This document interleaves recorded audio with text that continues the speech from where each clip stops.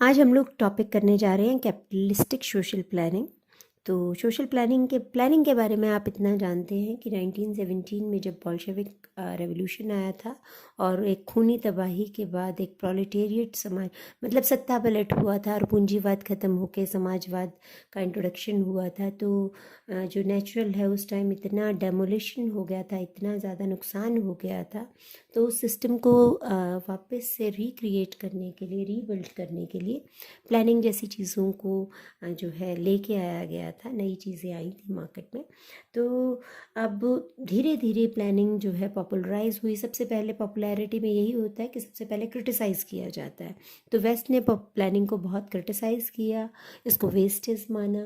पर धीरे धीरे बाय एंड बाय वेस्ट ने भी, वेस्ट यानी यूरोपियन कंट्रीज़ और जो कैपिटलिस्टिक कंट्रीज़ थी, उन्होंने भी प्लानिंग को जो है कुछ हद तक अपनाना शुरू कर दिया। जैसे 47 में फ्रांस ने इसको सबसे पहले अडॉप्ट किया, उसके बाद ब्रिटेन ने 1960 में, फिर इटली, नीदरलैंड, वेस्ट जर्मनी ने भी इसको पार्शली और फुली अडॉप्ट करना शुरू कर दिया और धीरे धीरे प्लानिंग जो है छा गई। इसको नाम दिया गया प्रोग्राम। प्लानिंग को जो है वेस्टर्न कंट्रीज़ ने प्रोग्राम कह दिया।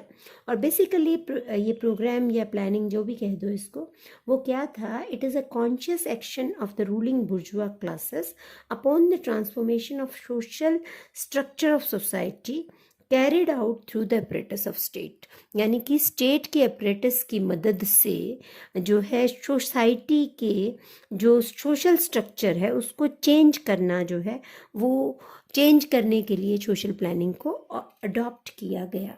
तो मार्क्स जैसा कि खुद कहते हैं कि यदि कैपिटलिज्म जो है एक सोसाइटी है, उसमें जो एक क्लास सोसाइटी है उसमें स्टेट को इस्तेमाल किया जाता है, तो वो इसलिए किया जाता है ताकि एक सोसाइटी दूसरी, एक क्लास जो है दूसरी क्लास का को ऑप्रेस कर सके, उसको जो है दबा सके या उसका शोषण कर सके।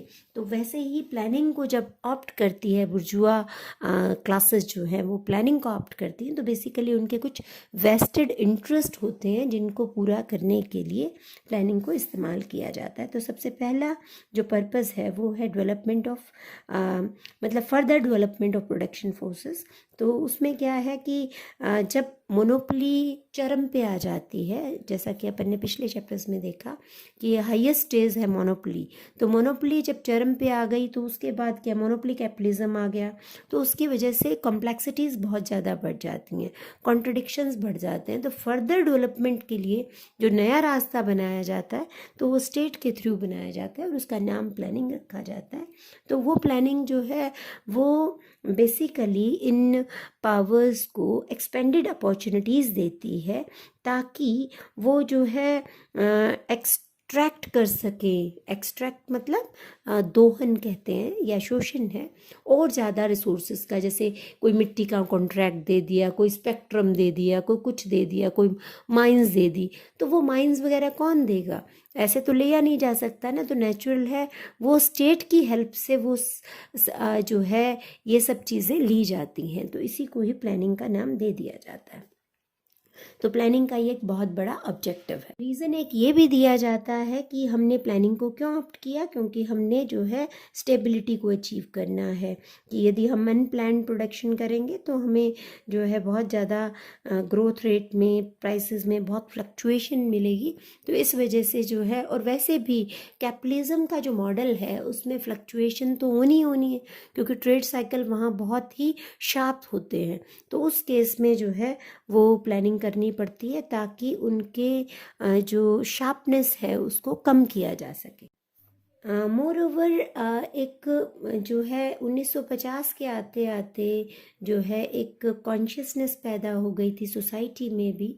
तो उसके लिए एक मुझे याद आता है कि टुडेरो की बुक में एक लाइन लिखी हुई है कि दुनिया जो है दो भागों में बटी हुई है, एक छोटा भाग है, एक बड़ा भाग है, और एक बड़े भाग में बहुत सारे गरीब हैं। और छोटे भाग को इवेंचुअली ये महसूस होने लगता है कि यदि हमने इस बड़े भाग की केयर ना की तो ये छोटे भाग पे कभी भी जो है वो असॉल्ट कर सकता है, हमला कर सकता है। तो बेसिकली जब ये कॉन्शियसनेस आती है तो फिर उनको ये लगता है कि नहीं नहीं, कुछ ऐसा किया जाना चाहिए ताकि उनको पैसिफाई किया जा सा रहे। तो पैसिफाई यानी उनको शांत किया जाता रहे, उन पे थोड़ा थोड़ा कुछ कुछ उनको दिए चलो। तो प्लानिंग एक तरीका होता है कुछ देने का उस सोसाइटी को जो कि मतलब विद्रोह के कगार पर है ना। मार्क्स ने इस बेसिस पे कह दिया था कि विद्रोह हो जाएगा, क्योंकि उनको लगता था कि एक्सट्रीमिज्म इसी तरीके से चलता रहेगा। लेकिन वो एक्सट्रीमिज्म उस तरीके से नहीं चला, उसमें थोड़ी सी टेंडरनेस आई, उसमें थोड़ी कोमलता आई, तो उस वजह से वो बचता रहा। तो यही वो करते हैं कि वेलफेयर सोसाइटी का नाम आ गया, सोशल सर्विसेज की का जिक्र आने लग गया। तो प्लानिंग के थ्रू वो सब सर्विसेज प्रोवाइड की जाने लगी, जिससे कि वो जो है क्या कहते हैं कि वो जो एक सेक्शन है, एक सोसाइटी का हिस्सा है जो कि एक लेवल पे आके जिसने विद्रोह करना था, तो वो उस लेवल को नहीं आ पाता। आप मेरी शायद बात को समझ गए होंगे। तो ये एक बड़ा रीज़न होता है कि प्लानिंग को ऑप्ट किया जाता है। जब आप ग्रोथ कर रहे होते हो कैपिटलिस्टिक मॉडल से, तो बहुत सारी चीज़ें हो रही होती हैं। पोल्यूशन होता है, ग्लोबल वार्मिंग होती है, एनवायरमेंटल डिग्रेडेशन हो रहा है। देखो कितने टॉर्नेडो आ रहे हैं, तूफान आ रहे हैं, तो उससे बहुत सारी सोशल कॉस्ट बढ़ती है। तो अब उस सोशल कॉस्ट का जिम्मा कौन लेगा? तो नेचुरल है, यदि सरकार बीच में होगी हमारे, तो नेचुरल है सरकार जो है वो सोशल कॉस्ट बियर कर लेती है, जो कि अदरवाइज प्राइवेट लोगों को के ऊपर पड़नी चाहिए। नेक्स्ट जो पॉइंट है इसमें वो है eradication of pre capitalist remnants. देखो, जो कैपिटलिज्म से भी पहले के जो कुछ एक जो अवशेष रह गए हैं, उन अवशेषों को ख़त्म करने के लिए भी मतलब सरकार की दखलंदाजी की या प्लानिंग की ज़रूरत पड़ती है।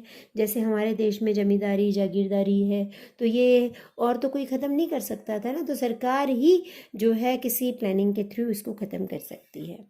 गवर्नमेंट जो है और भी बहुत सारे काम करती है, सोशल मैनिपुलेशन के, सुपरफिशियल ट्रांसफॉर्मेशन के, जिसका हमने पहले भी जिक्र कर लिया कि जो प्रोडक्शन रिलेशन जो बहुत ख़राब हो गए हैं, तो उनको रीबिल्ड किया जाता है, नए नए कानून पास किए जाते हैं, जो कि बेसिकली लेबर एक्ट जो है वो लेबर पे कितना काम हो रहा है, लेबर डे की छुट्टी भी होती है 1 मई की, तो वो लेबर पे काम किया जाता है ताकि ये दिखाया जाए कि we are very much concerned of you.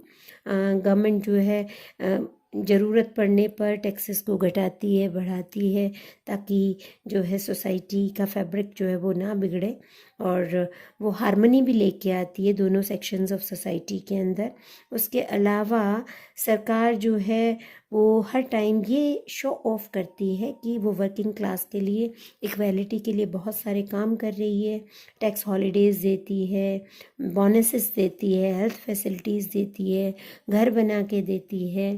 तो ये एक कुछ बड़े काम हैं जो कि सरकारें करती हैं ताकि जो है रिवोल्ट ना हो। और इसके अलावा एक और पॉइंट है कि supply of information to private sector.